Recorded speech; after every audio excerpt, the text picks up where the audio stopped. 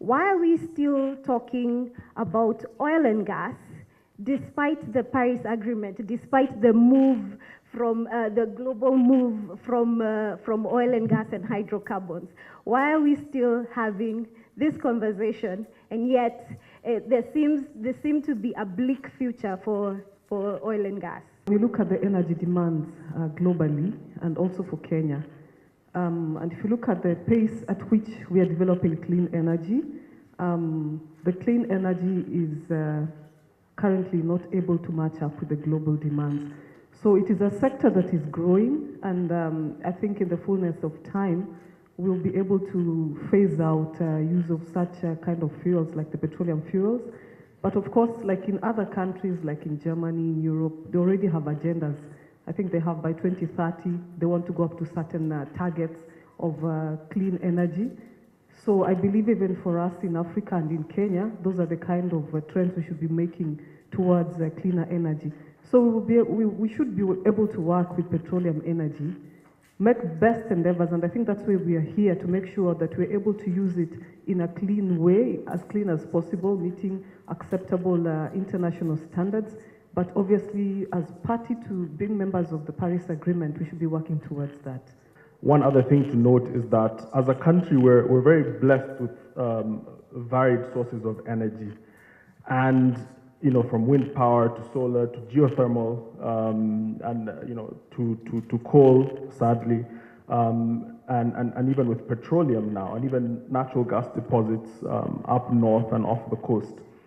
And I think one thing that the government states is always that we have a balanced energy source, and it's about how to think about tapping into that. But as Richard said, in the next 10 years, in the next 20 years, I think two trends are most likely to happen. We're yet to tap the full renewable energy potential in this country. And I think that will drastically change how much we depend on fossil fuels, including oil and gas, and coal especially. But second as well, the price of renewable energy is dropping. It's becoming cheaper and cheaper over time. And so I think those two trends will really make us question our reliance on them. I think at this early stage, we're still figuring out what to do with what we've discovered, particularly with oil and coal in the last decade. But going forward, I think that will change, and I think there should be a push for that, and hopefully this discussion will bring about some solutions. Thank you so much. I would like to add just one point. We have no option of currently actually going into the use of hydrocarbons. The major reason is because various forms of energy, they have also various types of uses. So we have limitations. There are sectors where, of course, we have this renewable energy like solar, wind, and the rest. But at the end of the day, there are limitations where you can be able to use that energy. There are some industrial sectors that you cannot be able to use that. Let's talk about the automobile sector. That's the transport sector in general. Of course, currently there is a lot of research that is ongoing, where you can be able to have cars which can be able to use solar and all this, batteries and the rest. Of course, I've seen some of them already here, but we are not yet there. It will take us time. I've seen motorbikes using solar batteries, but still we are not yet there as Kenya. So we need to make use of these resources. But I think over time, as my colleague has said, in the next 30, 50 years, we will be there, where we will be able to switch from this kind of resources, hydrocarbons, to other renewable resources. So it's a matter of time. But for now, we have to look at how sustainable we can be able to make use of this resource without destroying the environment. Thank you. Thank you very much. Good morning, everyone. Again, maybe it's important to still give the apologies of my Director General and the Director Compliance and Enforcement who was supposed to be here. I hope I'll be able to fit in their shoes. Thank you very much. So thanks for the question. I think I totally agree with the panelists that yes, we will get there. It might take us some time, but we will get there. And Just one more point which I would just want to add is that as the one sitting here for government is just to assure everyone that we will do everything possible to make sure that the environment is protected. Yes, Professor is here. He will talk much about the environmental impact assessment and everything. And I think in the meantime, as we give ourselves time, because we have to start from somewhere, as we give ourselves time to be able to fully go into the clean energy, we have to put measures in place to ensure that, the oil and gas is safe for the environment. So I think for us as government, and from Nema's point of view, is just to say that we put every measures in place to ensure that the environmental impact assessments are done and the mitigation measures that have been proposed are actually put in place to ensure that the environment is protected. In the meantime, as we transition into the clean energy. Thank you. And Marian, following up on that, and as a representative of government, do you feel that it is necessary to have a petroleum-specific environmental legislation, environmental protection legislation, or should we stick with what we have and adapt it to the current changes, to the current situation, to take care of the new energy sources that we have? Thank you. I think, as I've said, I will still go back to that. We will give ourselves time.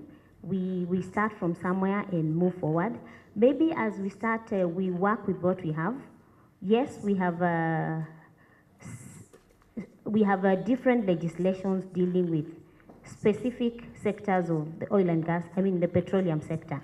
So as we start, we would say, let's start with what we have and work towards, maybe in the long run, if necessary, because we already have, like for example, we have the Environmental Management and Coordination Act, which has helped put the different sectoral legislation on environment in place. And so far from the lessons learned, maybe in the long run, we can have one legislation that actually kind of coordinates the different sectors of, the different sectors of the petroleum. Yeah, that would be my thoughts. Okay. Yeah. Shalom, you've had a chance to deal with community on the ground, and in this particular case, you have had a chance to deal with the Turkana community. And the issue of oil has been with us since around 2013 when we really realized it's commercially viable. But yet, what we are already seeing instances of unrest and instances of disgruntled community members. Has there been a failure on the EIA process, on industry, on government? Who failed? Why are we where we are right now? I think that's a good question. And before I go on, I hope there's an opportunity for Q&A because we have some representatives from Turkana here. Enoch, James, Lydia, and I hope that they will be allowed also to share their insight. So one example which I hope Enoch, I think, can speak to later is within some of these processes. I think the EIA process is, it's stipulated in law. It's stipulated in MCA, section 5051. If you go to the EIA regulations, the process is stipulated. It's somewhat lengthy, it's somewhat complex, it entails a lot. It entails a lot of processes, a lot of stakeholders. And I think in the entirety of that process, confusion can arise, or at times there's a lack of clarity.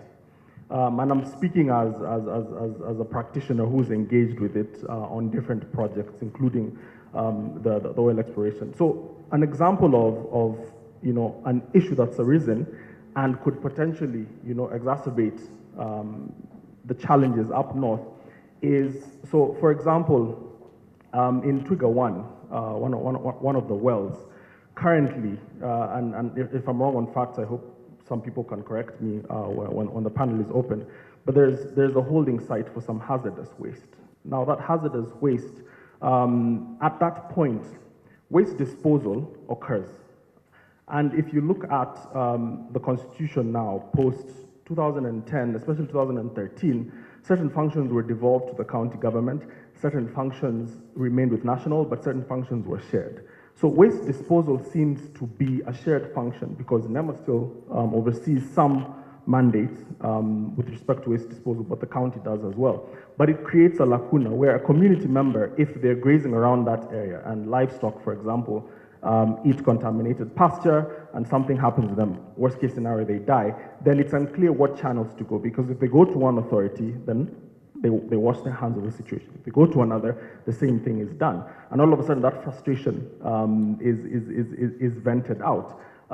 The other challenge with that is that if you look at it from the more technical perspective, waste disposal permits are also required, but it's unclear who should grant them, how they should be granted. And so all of a sudden, some of this conduct takes place that might not have been addressed in an original EIA, but when the project takes a different life, it brings about these challenges. So there seems to be a very complex process, but throughout that process, if there's no clarity as to who is responsible for what, as to who a community can go to if there's a problem, then that'll just bounce back as frustration on their part and can contribute to this.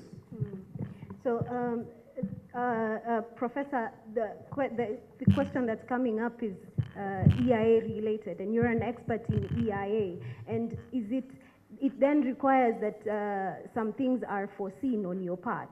So when something of this magnitude seems not to have been covered in EIA, like the waste issue, and now we have Trigger 1 being a problem, and all of us are blaming Nema, all of us are angry at Nema. Are we blaming? Of course, the person that we are seeing is Nema.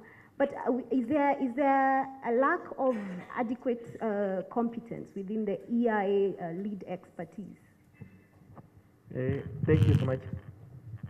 I think the problem is not on the EIA itself. I've seen a lot of EIA reports done by Taro Oil in particular and several other oil exploration and production companies. So far, the kind of reports we get, they are of good standard. The kind of rises that we get from Nema, the conditions, when you look at the conditions given to these companies, they are quite comprehensive. You can be able to look at, they meet the international standards when you look at the conditions. Now the problem comes in implementation of the conditions. I think that's where we have had a big problem in this country. Developers and everybody thinks that when you have gotten the Nema rises, now you can go and do what you want. I think you have been seeing the order of this week, houses being demolished in Nairobi here and there. It's because the Nema conditions are very clear in those licenses. How to deal with the communities, how to deal with social issues, how to do with the riparian lands, how to deal with the communities and everything. So the problem we have had is the implementation of these conditions. Now, one of the things is how to deal with the social issues. Sometimes dealing with social issues might be beyond Taro Oil or any other petroleum companies. You need to listen to the people. Personally, I've worked in Turkana, I've stayed in Rokichar, I've stayed in the homes of the Turkana people. These are very good people that you can easily understand their culture, and they expose everything. That's the most important thing. They are very transparent when you talk to them. Right now, you are able to see point 1, 2, 3, 4, 5, what you are able to implement, things which were covered during the EIA, they are in the reports. They said the same things, and they are saying the same things. They have not changed, but we are not looking into the report and the EIA rises so that we can be able to implement these things. These people said, one of the things, I was listening even on TV, and somebody said, we want to see the money on our phones. What does it mean?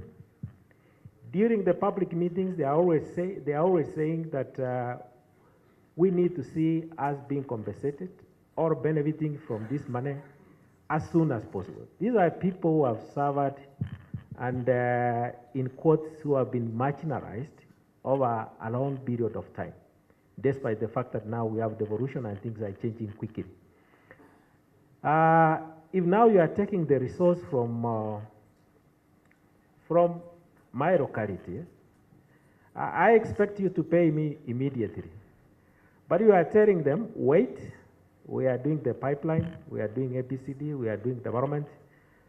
They are not understanding even that oil we have not started developing. Are you seeing that? That oil is out of exploration work, testing and the rest.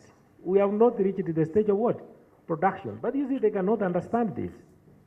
So the only way you can deal with this is to come up with innovative ways to understand exactly what they need. In any form of law, in any form of contract, there is something even called advance payment. If you are paying the community 5 or 10%, I don't know finally the percentages, if you want to pay me after 5 years, yeah, I know you are going to pay me 1 million, you can actually start giving me an advance, or even 100 million, right now, as you start off. So we need to come up with innovative ways. Is there a way we can do advance payments, small amounts, small percentages? Yeah?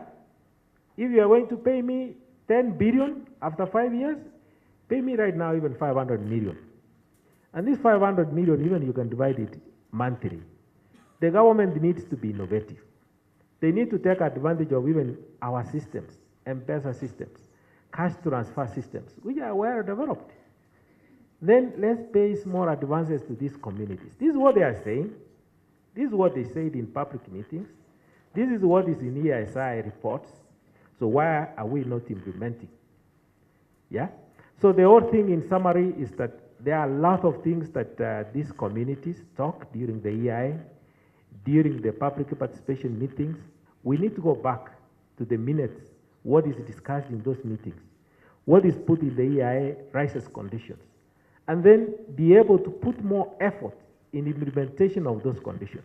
Let's not have this culture that the moment you get the EI rises, everything is done.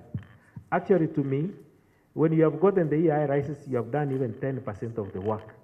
90% of the work is to implement the EMBs and the EI rises conditions which have been given to the developer.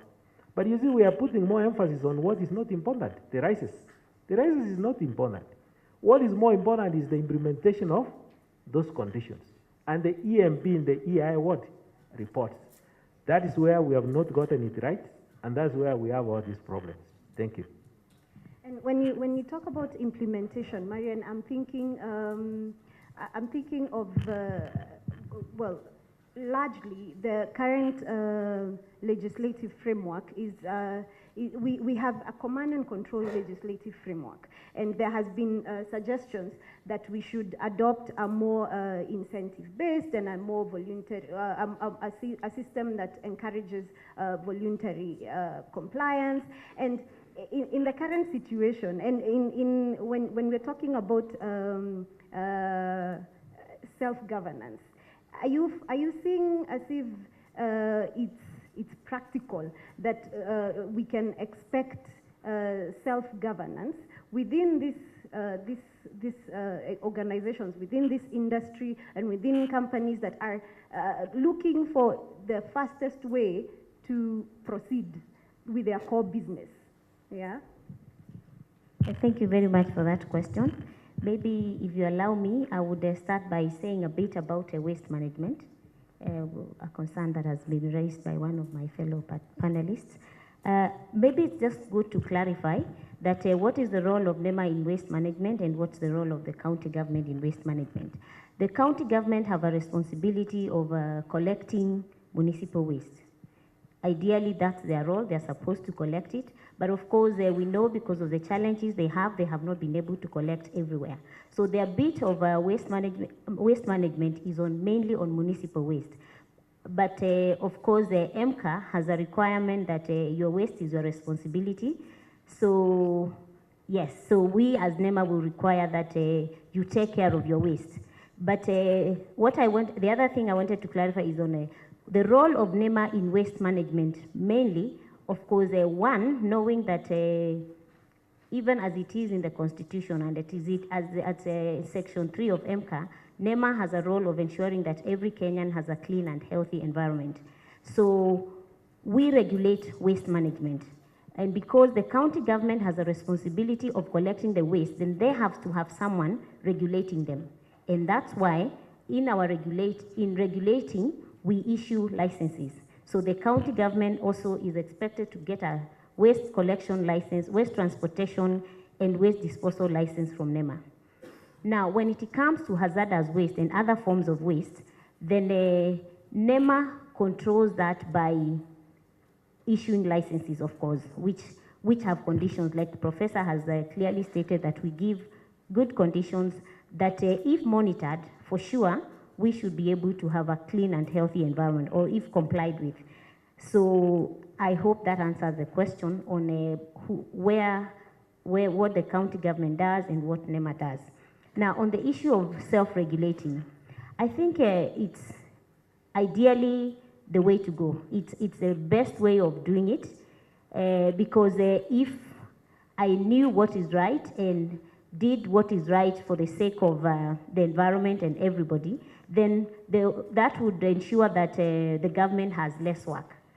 And yes, incentives would help, but I would say maybe because of where we are as a country, it might take some time before we really self-regulate.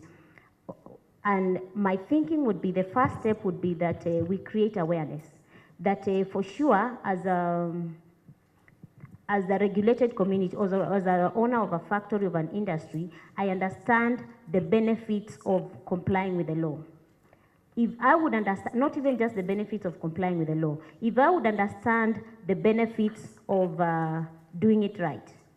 Because, for example, if we take the cleaner development mechanisms in place, if we implement those small steps of maybe regulating what goes out of my, like for example, ensuring that I save on water, or I save on energy, or whatever it is that I need to do. If I put proper measures in place, then it would benefit my company more, then that would help in people complying with the law. Of course, with many other incentives, like I know our education department tries to give incentives to list the best companies that are controlling the environment or are have put in place measures to protect the environment, or have had good CSRs.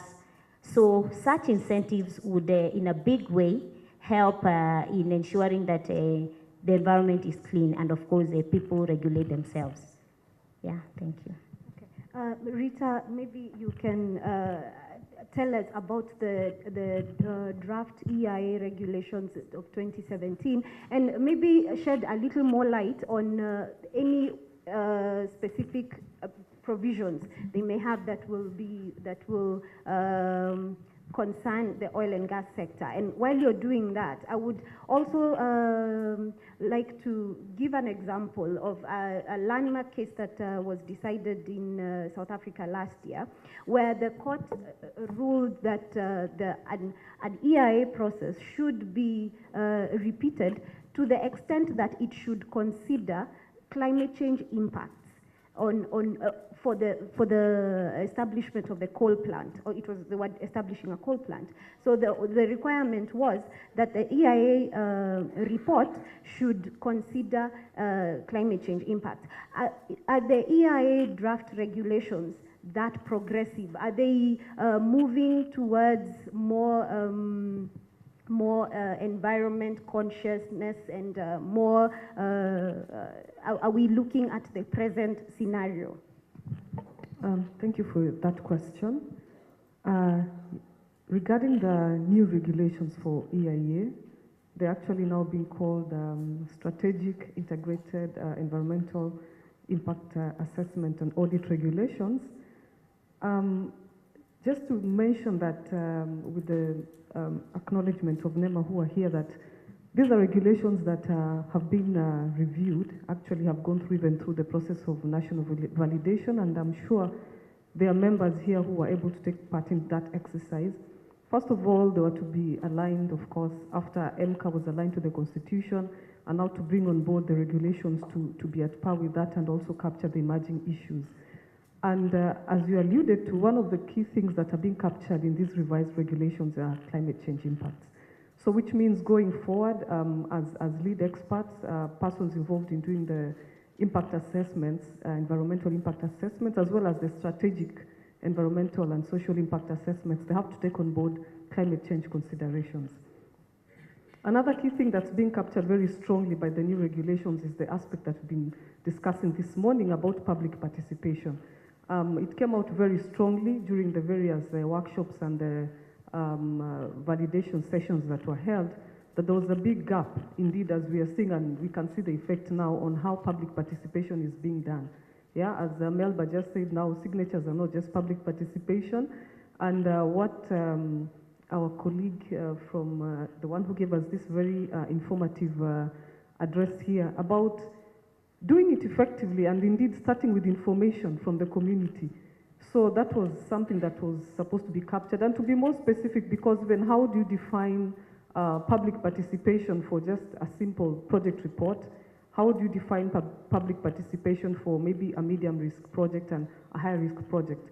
Of course, there needs to be some classification in how that is captured so that it is adequate and you have a balance, not an overkill and an underkill on either side. So indeed, these are regulations that are supposed to make the process to be more value adding in terms of making sure that the final outcome, the final output, which as Professor correctly said, is just about 10% of the job, when it's actually put into practice on the ground and implemented, it is something that is supposed to protect the environment. Yeah. Shalom, regarding public participation, your work involves the levels, the different levels of public participation. You inform, you involve them, you make sure that the public is well informed by the time they are, the output is being given to the person, the concerned person, they are making informed decisions. My question to you is, public, at which point, on what areas is the community coming in? Because in every policy, in every plan, in every legislation, there are different components, including governance, including administration, including some are very technical, and then of course there is what directly impacts on community. So at which point of the whole policy formulation is community involved? I think the community and all stakeholders, with civil society, the private sector, government, should be involved at all key, milestones of the public participation process. And I think that's only because at the end of a project, at the end of an initiative, you want all of them to take ownership of it, so that one doesn't say we were not involved, one doesn't say we don't feel like this reflects what we want, what our desires are, what our goals are, in trying to achieve what we're trying to achieve here. And one of the things that we're trying to do, 3 weeks ago in Lodwar, the Friends of Lake Turkana, together with Troke and other partners, brought together community members and actually for 2 days discussed public participation within the framework of the early oil pilot scheme. And a variety of issues came out, but one thing that came out was that in a number of these projects, the feeling is that, or the sentiments are that public participation is not sufficient. It's not robust enough. I think there might be tokenistic meetings here, there might be ticking off of names there, but also in terms of the process, certain decisions may have been made to a certain extent, and then at the point of the quote-unquote public participation, it's more of an imposition on individuals. The other thing that came out was that in extractive activities, such as petroleum, oil, and gas, the environment is going to be impacted, and a big part of the knowledge that is held on the environment is usually with the people that live there. And a lot of this traditional knowledge in the biodiversity on, you know, from the soil, from grazing paths, is not infused sufficiently into these processes. And so questions are asked around what the validity of such exercises are if all stakeholders, because we might see a professor with 21 years of experience and say, okay, they're the environmental expert, but there might be a pastoralist who has generations and generations of knowledge that can also speak to that. And that information might not be captured well. But one trend that I've noticed, broadly speaking, within the public participation framework is that the relationship between the role that the government plays and the role that the project proponents play is something of importance. A couple of years back, and I've seen a colleague from Lamu, Mzee Somo, the chairman of the BMUs in Lamu, a couple of years back we went to a large project, a public participation on the EIA. Now when we arrived, we found clerks sitting, receiving people. It was a big meeting, it was publicized. The head of director of compliance from Nema was coming, and there was a multitude of people. But what I noticed, and I even took pictures of, was that on the registration lists, if someone was not able to read, and this is in Lamu, in the mainland, obviously literacy levels might not be high, but people were signing on forms that were, you know, talking about women and gender meeting, talking about, there were different topics, but they were not focusing on the EIA public participation. And so my question was that if this is being signed off as something that it is not, then what is being done with this information? And so we really have to be careful about these processes in terms of saying, okay, there's a public participation discussion on an EIA today. That's what we need to do, and there needs to be an openness and transparency about that, but also not taking advantage of community members who don't know what they're signing. In some instances also, someone signs and gets something, kitu kidogo, and I think it's a terrible practice. But I think one positive note is that a few months ago in Lamu, in relation to the Lamu port, the High Court made a decision that took environmental law jurisprudence in a certain direction, which I think is somewhat positive, but also touched on public participation, talking about how in-depth it should be, you know, speaking more to how to build on the regulations, and hopefully the new draft regulations and that judgment and improving these practices will really help make this process more holistic and more substantive in nature. Prof, when we are considering your work in environmental impact assessments and audit, there is you have your client, and then there is the local participation of the people. How exactly do we balance the needs of the investor against the needs of the public? And how do we ensure that the EIA process, and I'm sorry I keep repeating and probably emphasizing on the importance of EIA, but how do we make it into a process that's not just about greenwashing this project and more into a holistic and inclusive process? Again, the question, maybe you, Marian, can also assist, is how do you prevent a situation where you're being strong-armed by investors at the expense of the people? Yeah, thank you so much. One of the things is that we don't have actually public participation guidelines during the EIA process. I think that's a major gap that we have. What is in the regulations are quite general, so we don't have detailed guidelines. Detailed guidelines which take care of all the interest groups. For example, if you go to Turkana today, you call for a public meeting.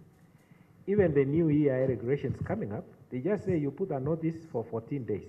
It has just increased it from 7 days to 14 days. You give public notices. They have not said even the language, yeah? So you can put it in English. A few people can read, others will not read. They have not said that even you can do announcements in local churches, assemblies, Barazas, and the rest. You know, that's what is supposed to be. That's what the guidelines should go deep to ensure that actually there is participation. You call for a meeting, you will only find men coming to that public meeting because women men are supposed to talk on behalf of what? Everybody in the family. Even youths, rarely are they allowed to talk in public what? Meetings. It's only the elders. So the guidelines needs to put in place and put it compulsory that you should be able to have a meeting with what? With women. You must have a meeting with youths. You must have a meeting with the civil society. You must have a meeting with the private sector. All this can be actually be solved by using guidelines. So we need, after these regulations, we need to put across that Nema will develop guidelines on public participation. If you start using public participation general guidelines being used at the counties by members of county assemblies and the rest, then we are getting lost. Let's have proper public participation guidelines on this. And then the question you asked is on how do we parents as EI experts? EI experts, you have always to look at first the interest of the community, the people being affected by the project. You get their views accurately. The moment you get their views accurately, as an expert, you actually bring them to the table, to the engineers, to the developer, and everybody who is involved in that project. You discuss what the community has actually requested to be done. Then what happens is that the developer or whoever is doing the exploration, the contractors and everybody, tries to adjust their programs as per the community needs. For example, the community can say, during the month of April, we request that you don't do exploration because of these kind of ceremonies we have, etc., etc. So what we do as EI experts, we take it to the explorer and tell him, can you leave out in your program, in your schedule of activities this month? Because there are certain activities which happen within the community. So they do that. They can be able to adjust as much as possible, but there are situations where they can also go back to the community and be able to give feedback. And that's actually the other thing which is missing in our regulations. We are not required as EI experts to go back and give feedback. Like there is no regulation which makes it compulsory that after the EIA, the license is out, I should go and be able to give feedback to the community, give them the license, the conditions, and what has come out, what the contractor, what the developer has agreed to do. We have no that regulation to disclose even that license. You see, of course, Nema just gives it to the developer, and that's the end of the story. There is no disclosure measures within our EI regulations. Yeah, those are the gaps, and they are very serious gaps. How do communities know that there is an EI license for this activity? If the license is being given by Nema even in English, yeah, people in Turkana do not understand that. How can these licenses be translated even to Swahili and be pinned there? Given a copy to the community, it is published even in Kenya Gazette, it's published even in the newspapers. So there is a whole of this problem. As EI experts, you try to balance, but the gaps are there. And we expected actually the current EI regulations, which are under review, to address most of these gaps. Yeah? So if they are gazetted, we will still have to continue with amendments in the near future for purposes of ensuring that the views of the public are actually integrated into the final EI report and licenses. But one of the things I need to appreciate about the amendments, there are 5 things. And my colleague has mentioned one, climate change impacts. That one has been brought up, that we did not have it in the previous regulations. The key word which these new regulations have actually introduced is what is called integrated. That word integrated never used to be in our old regulations. And that integrated has 5 major components. One is climate change impacts. Now it's going to be mandatory that you must have a chapter on climate change. The other thing which has been brought up is on cultural impacts of our project. It never used to be there, but it's now well defined in our MCA 1999, amended in 2015, that cultural impact needs to be integrated. Then we have social impact. It's now mandatory, it's within the regulations. Then we have health implications. Health implications now it's mandatory that you must be able to look at what will be the health implications of a given project. And finally, there is archaeological assessments. Archaeological assessments in partnership, for example, with the Kenya Museum, National Museum of Kenya. It's going to be mandatory now for all EIS. So these are very important things that have come into the EIS process that we never used to have them. Initially, we used to do maybe a paragraph because they were not mandatory, but we are making progress. There are new things coming up that will be included and they will be able to solve most of these problems. Thank you. So if I could just share a bit more on the same. Starting with public participation. It's true we appreciate the challenges we've had with public participation with in cases where there's not even representation in some cases. But as Nema, there are a number of things we have put in place. One, agreeing with Professor that it's important to have guidelines on public participation. Yes, Nema has made an effort. We have a community guide on environmental impact on public participation in environmental impact assessment. Maybe the question is how many of us know about it? And agreeing with Professor, it is still in English, making an effort to see if we can translate it to Kiswahili so that you know, it can help in creating awareness on, I mean, what is the EI process? What is an EI itself? What is the process? What is the role of the community in the EI process? Because then that way it would simplify it a bit so that the community or the project affected persons are in a position to participate actively.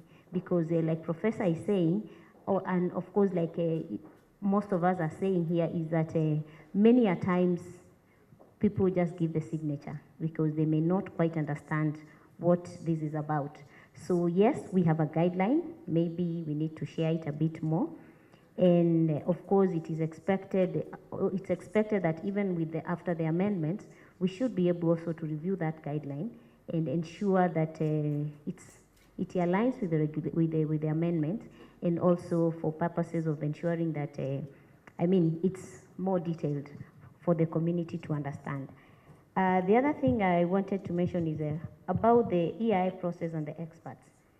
Yes, we have, in our case, we know that we have registered experts who are consultants, private consultants, who enter into a contract with a proponent to prepare an EIA.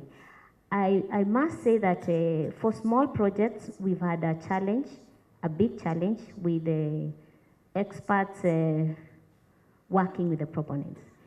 But I would say that from my experience with the EI process, most of the time for the big projects, we get good professionals who are keen to do it right.